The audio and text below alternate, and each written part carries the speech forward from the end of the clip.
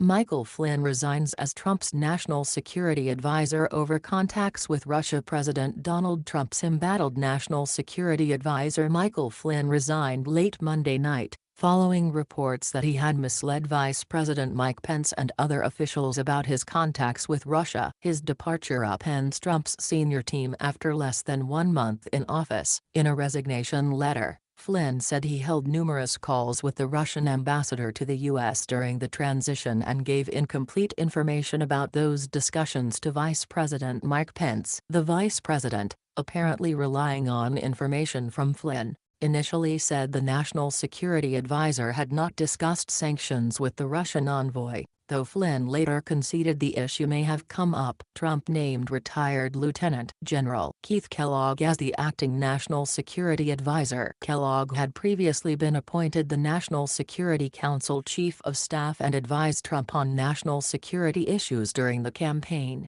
The Justice Department warned the Trump administration weeks ago that contradictions between the public depictions and the actual details of the calls could leave Flynn in a compromised position. An administration official and 2 other people with knowledge of the situation told the Associated Press Monday night. One person with knowledge of the situation said the Justice Department alerted the White House that there was a discrepancy between what officials were saying publicly about the contacts and the facts of what had occurred. Pence, apparently relying on information from Flynn, initially said sanctions were not discussed in the calls, though Flynn has now told White House officials that the topic may have come up. A second official said the Justice Department was concerned Flynn could be in a compromised position as a result. The White House has been aware of the Justice Department warnings for weeks, an administration official said, though it was unclear whether Trump and Pence had been alerted. The people insisted on anonymity because they were not authorized to discuss the matter publicly. The Washington Post was the first to report the communication between former acting Attorney General Sally Yates, a holdover from the Obama administration, and the Trump White House.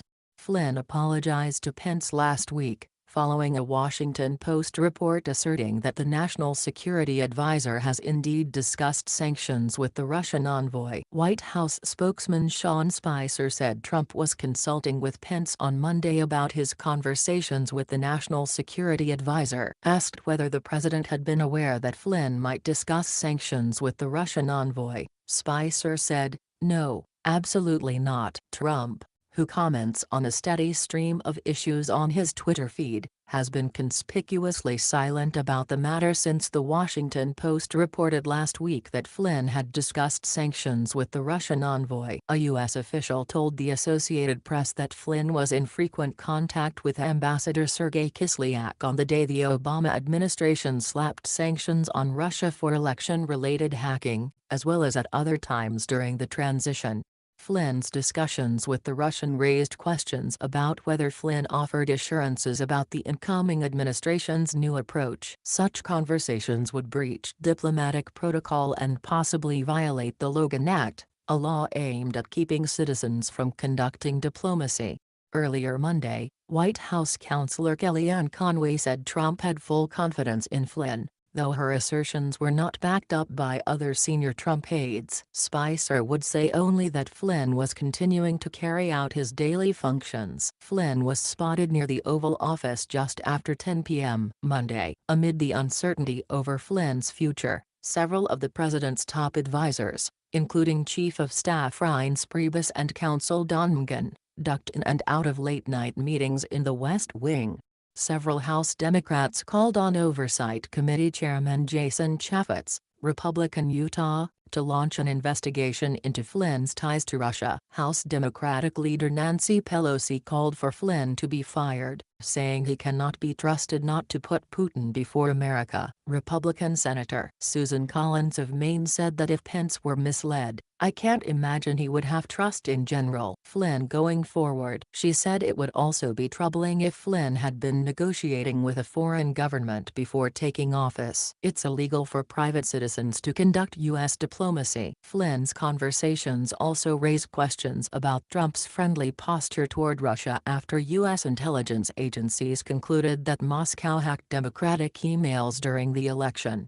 The controversy comes as Trump and his top advisors seek to steady the White House after a rocky start. The president, who seeks input from a wide range of business associates, friends and colleagues, has been asking people their opinions on his senior team, including Spicer and Priebus.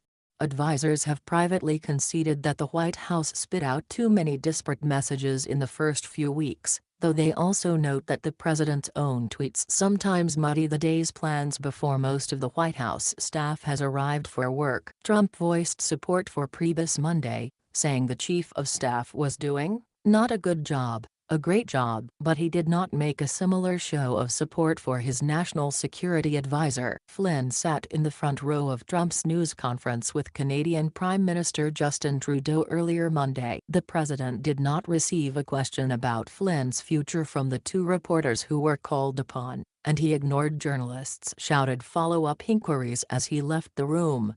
Over the weekend, Trump told associates he was troubled by the situation, but did not say whether he planned to ask Flynn to step down, according to a person who spoke with him recently. Flynn was a loyal Trump supporter during the campaign, but he is viewed skeptically by some in the administration's national security circles, in part because of his ties to Russia.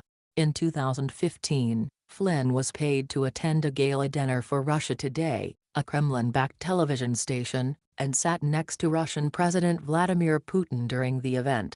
Flynn spoke with the vice president about the matter twice on Friday, according to an administration official. The official said Pence was relying on information from Flynn when he went on television and denied that sanctions were discussed with Kislyak. The administration officials and those who spoke with the president recently were not authorized to discuss the matter publicly and insisted on anonymity. The controversy surrounding Flynn comes as the young administration grapples with a series of national security challenges, including North Korea's reported ballistic missile launch. The president, who was joined at his Mar-a-Lago estate by Japanese Prime Minister Shinzo Abe over the weekend, voiced solidarity with Japan. The White House is also dealing with fallout from the rocky rollout of Trump's immigration executive order, which has been blocked by the courts. The order was intended to suspend the nation's refugee program and bar citizens of 7 Muslim-majority countries from entering the United States.